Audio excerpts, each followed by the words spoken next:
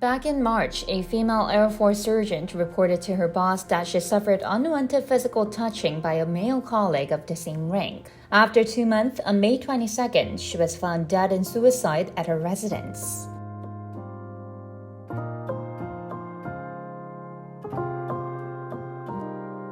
On Thursday, an Air Force sergeant identified only by his surname Chang was arrested for sexually assaulting a female colleague. The incident occurred in early March inside the car on their way back to the base in the western city of Seosan after a private gathering.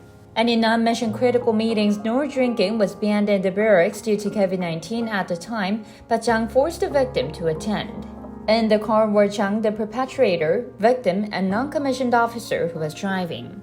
The incident provoked a public outrage in South Korea after the victim's family members claimed that her superiors did not take appropriate measures when the report was made, but rather tried to persuade her to reach a settlement with the suspect to cover up the case. According to the family, the victim even secured black box footage that recorded audio of the incident and submitted to Air Force investigators as an evidence, but an active investigation was not carried out. Chang is now under arrest on charges of sexual assault and inflicting injury after admitting all his accusations at a court hearing. Amid growing criticism, the military said that a joint team comprised of military prosecutors, military police, and the National Defense Ministry will be formed to formally investigate the incident. It said, "We'll investigate the case from the beginning and summon all people suspected of persuading and threatening the victim and trying to cover up the case." President Moon Jae-in also made a strong instruction for the investigative authorities to handle the incident in a strict way amid reports of a suspected secondary assault by superiors and colleagues. Moon said it is heartbreaking to think of the victim who must have been in despair.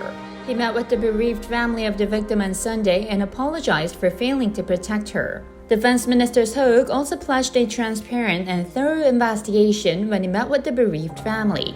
Meanwhile, 2 of the victim's superiors, a warrant officer and a senior master sergeant, were relieved of duties for trying to conceal the case and persuade the victim to reach a settlement with the suspect.